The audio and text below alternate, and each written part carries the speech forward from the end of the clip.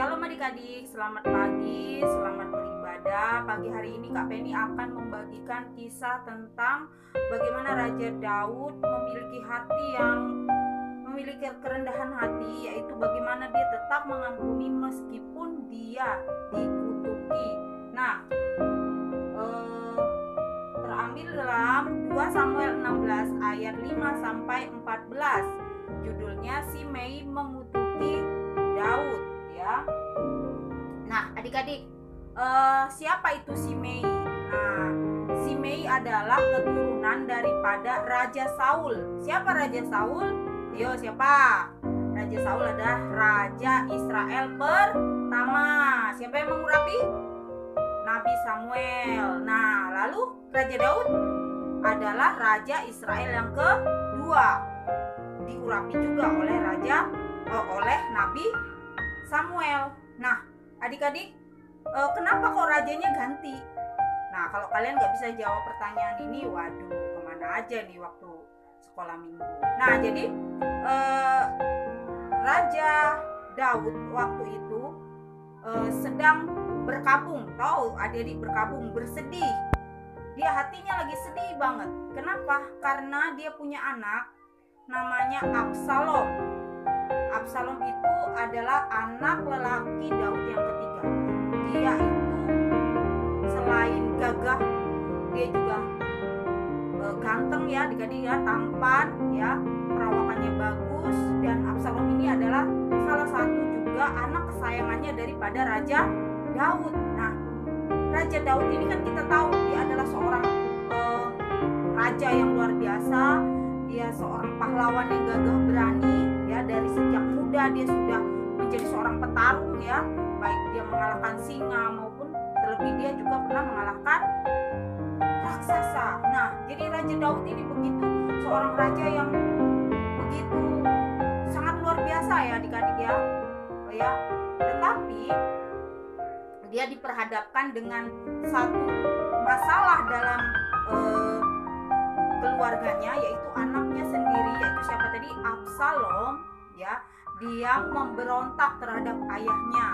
Dia ingin membunuh ayahnya. Nah, adik-adik, kalau adik-adik tahu cerita di Indonesia Malin Kundang ya. Nah, jadi anak durhaka. Nah, tapi kita akan tidak membahas detailnya. Tapi kakak mau ingetin satu, kita sebagai anak-anak, apalagi kita anak-anak Tuhan, hai anak-anak, hormatilah ayahmu dan ibumu di dalam Tuhan, karena itulah yang dikehendaki Tuhan bagi kamu. Hai anak-anak, taatilah orang tuamu di dalam Tuhan, karena haruslah demikian. Jadi kita tidak boleh memberontak terhadap orang tua kita, tidak boleh melawan sama orang tua kita, karena orang tua adalah wakilnya Tuhan di dunia. Dan lagi, orang tua sudah berjuang, sudah membesarkan kalian, membesarkan Kak Penny, membesarkan kita semua dengan susah payah. Mereka sudah berjuang untuk kehidupan kita, terus mereka juga memberikan kasih sayang, perlindungan sama kita. Makanya sehebat apapun kita nanti, mungkin adik-adik sudah nanti besar, ada yang jadi dokter, ada yang jadi tentara, ada yang jadi pengusaha sukses, ada yang jadi presiden, tetap harus menghormati ayahmu dan ibumu, sayangi mereka ya, apalagi kalau sudah tua harus disayangi, muda tua pokoknya harus sayang sama orang tua. Amin. Nah, jadi cerita ini bagaimana Simei ini siapa kak? Simei ini adalah keluarga daripada Raja Saul, raja pertama. Nah, jadi Raja Saul ini kan dia melakukan kesalahan ya di hadapan Tuhan, sehingga Raja Saul ini ditolak sebagai raja oleh Tuhan Allah sendiri, dan dikatakan, aku tidak lagi berkenan, aku kecewa terhadap Saul, kata Tuhan lewat Nabi Samuel. Oleh sebab itu pergilah ke Bethlehem Efrata, kota Bethlehem, untuk mengurapi seorang yang akan menggantikan Saul. Siapa itu? Kalian tahu sendiri ya, bahwa dia adalah seorang pengembala kambing domba, parasnya elok dan matanya elok, parasnya kemerah-merahan. Nah, dia adalah Daud. Nah, singkat cerita sudah jadi raja nih, sudah punya banyak punggawanya, panglimanya perangnya, dan punya anak banyak, termasuk satu ini siapa, Absalom. Nah, dia menurut pandangan dari Simei ini, keluarga dari Saul ini, bahwa Daudlah yang menyebabkan kekacauan pada keluarga daripada Saul.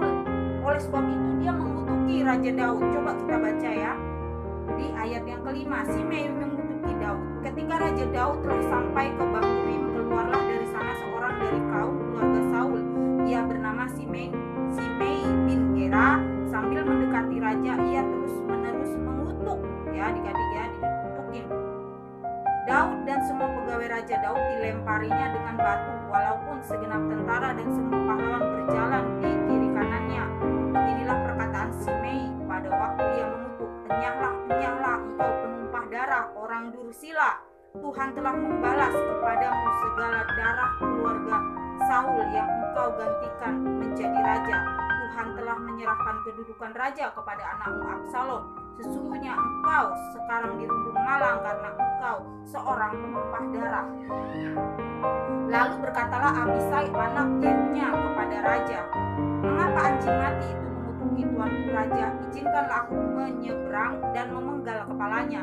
Tetapi kata raja, apakah urusanku dengan kamu, hai anak-anak Zerunya?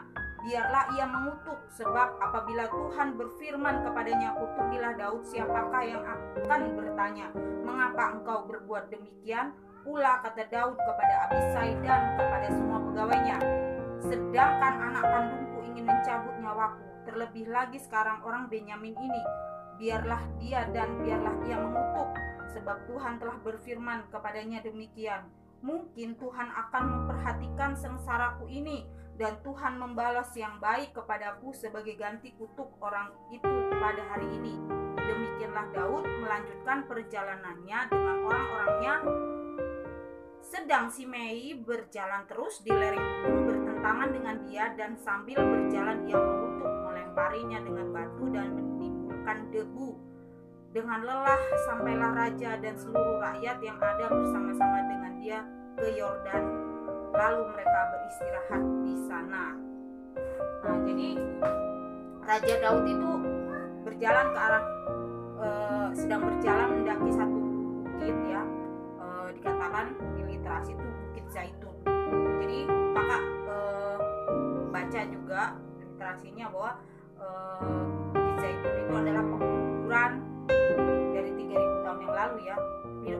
Zaman Daud nggak tahu kakak, tapi sekarang ini nih Bukit Zaitun itu dari sejak 3000 tahun yang lalu dia itu pekuburan, ya, orang-orang. Nah, jadi di situ mewakili bagaimana perasaan hati daripada Daud. Dia begitu sedih. Dikatakan dia berjalan kaki, tidak memakai alas kaki. Terus dia selubungi kepalanya dengan kain. Semua pasukan yang ikut sama dia itu menyelubungi kepalanya dengan kain. Sebenarnya dalam rangka apa Daud itu berjalan di situ, di bukit itu? Ternyata Daud sedang melarikan diri dari anaknya Absalom, karena Absalom katakan apa? Mau membunuh bapaknya, membunuh Daud. Nah, jadi dia selubungi kepalanya. Itu menandakan kalau di orang Israel itu adalah dia merasakan kesedihan di dalam dirinya, ya, adik-adik, ya. Dia sangat menyayangi Absalom. Bahkan waktu panglima perangnya menghadapi dari Absalom ini, ingin mengejar Absalom, dikatakan di Samuel bahwa apa? Daud bilang, hendaklah kalian bersikap lunak terhadap Absalom. Jadi begitu Daud ini mengasihi Absalom, tetapi Absalom karena dia kemarahannya dia yang sudah meluap-luap, dia mungkin merasa pikir bapaknya tidak adil, ya kan, sama dia, karena ada sesuatu masalah waktu itu antara Amnon dan Tamar, saudara mereka, ya. Ada satu hal yang membuat marah hati Absalom. Akhirnya Absalom mendapat dukungan dari rakyat, dan akhirnya dia ingin memberontak kepada Daud. Ingat, ya, Absalom tuh ganteng, tinggi, perawakannya bagus, dia benar-benar kalau secara manusia memanglah bisa ini jadi raja. Tetapi apakah Tuhan berkenan? Dikatakan Tuhan gak pernah merancangkan Absalom menjadi raja. Dan setelah dari Daud, siapa raja selanjutnya? adik-adik kembali lagi. Jadi Simei ngutukin Daud, "Nyalah kau si penumpah darah, gara-gara kamu nih kamu makan." Kalau zaman sekarang tuh mungkin bahasanya kamu kena karma karena kamu bikin keluarga Saul jadi berantakan, jadi keluarga sampai mati Saul. Dia gara-gara kamu katanya. Jadi kata-katain, dilemparin batu, bahkan sampai dikatakan menimbulkan debu ya. Jadi udah lagi sedih, dikutukin orang, dilempari batu ya. Jadi betapa waktu itu bisa kakak bayangkan perasaannya daripada Raja Daud. Dia seorang raja adik-adik, sampai dia saking sedihnya dia nggak mau pakai alas kaki, dia selubungi kepalanya. Dia itu menandakan betapa dia sangat sedih. Jadi orang tua kalau dilawan sama anaknya itu sedih banget ya adik-adik ya. Oleh sebab itu jangan pernah melawan orang tuamu, jangan pernah membantah perkataan mereka, apalagi dengan suara yang kasar. Misalnya disuruh bantuin ini, apa sih? Nah, galak begitu. Gak mau. Sana mami aja sendiri. Nah, hati-hati ya. Papi aja sendiri, papa aja, ayah aja, bunda aja. Gak mau. Ya, belajar taat ya adik-adik ya dengan firman Tuhan. Kasihilah orang tuamu di dalam Tuhan supaya lanjut umurmu dan panjang umurmu di tanah yang Tuhan berikan. Nah adik-adik kembali lagi, dia kutukin Daud terus, dia katakan terus sepanjang perjalanan Daud bahkan sampai turun ke Yordan, dikatakan terus dikutuki. Tahu kutuk adik-adik? Kutuk itu perkataan sia-sia yang jahat. Jadi kutuk itu lawannya berkat. Kalau berkat itu kesehatan, berkat jasmani itu misalnya kesehatan, cita-citanya tercapai, uangnya banyak, rumahnya bagus, itu berkat semua, disukai semua orang, itu berkat ya adik-adik. Tetapi kalau dikutuk itu ya, semua yang dilakukan gagal, mati, terus sedih terus sepanjang hidup, itu semua kutuk. Itu seperti itu kutuk. Jadi baik sama jahat. Kalau berkat itu baik, kutuk itu jahat ya adik-adik yang kecil-kecil ya, nggak kasih tahu.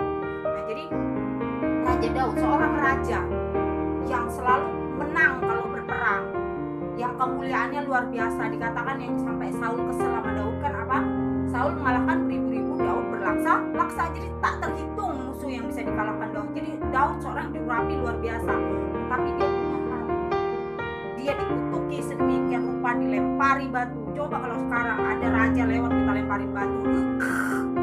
Begitu juga sih dikatakan pengawalnya daripada Daud, siapa namanya? Si anak Zerunya ini. Dia katakan apa? "Raja, biar aku menyeberang ke sana, biar saya penggal aja lehernya itu." Kurang nggak tahu sopan santun, raja dikata-katai. Tapi Daud bilang, "Ada apa urusanmu, hai anak Zerunya? Jangan kamu berbuat seperti itu." Dia nggak kasih pengawalnya ini untuk tangkap Simei, dibiarin aja sama dia karena mungkin Tuhan akan melihat sengsaraku. Jadi memang Tuhan tahu bahasa air mata. Jadi Tuhan tahu kesedihan kita, kesedihan KPD, kesedihan adik-adik. Jadi kalau kita sedih, jangan kita diomongin, dijahatin sama orang, kita dikata-katain terus kita langsung gini main game nih, kalah nih ya. Terus kita nggak tahu yang online itu siapa. Terus dia bilang gini, "Wah, kamu dasar kecoa, dasar kamu ulet bulu kamu, ini bekicot kamu, nggak tahu main aja main." Nanya. Kesel dong, dibilang go omongannya jahat-jahat. Terus gimana reaksi kalian? Apakah kita mau belajar seperti Raja Daud? Harus seperti Raja Daud, mengampuni, membiarkan aja udah urusan Tuhan itu. Kita hanya mengampuni. Dikatakan berapa kali waktu Petrus nanya, "Tuhan, berapa kali sih kita harus ampuni orang? 7 kali kah?" Kata Tuhan, "Tidak." Berapa? 70 kali 7 kali. Dan ini dilakukan sama Daud. Dia cuma minta belas kasihan Tuhan. Biar deh aku diomongin. Dia bilang dia tetap fokus ke Tuhan. Biarlah kiranya mungkin Tuhan akan berbelas kasihan kepadaku. Betapa Tuhan melihat betapa hatiku hancur karena anakku memberontak terhadap aku. Biarlah kalau memang ternyata Tuhan yang izinkan orang ini ngutukin saya, tidak apa-apa. Dan dia mengampuni. Dan dia melarang pengawalnya untuk membunuh orang itu. Nah ini yang harus kita teladani ya tadi ya, bahwa kita tidak boleh membalas kejahatan dengan kejahatan, harus mengampuni, harus rendah hati.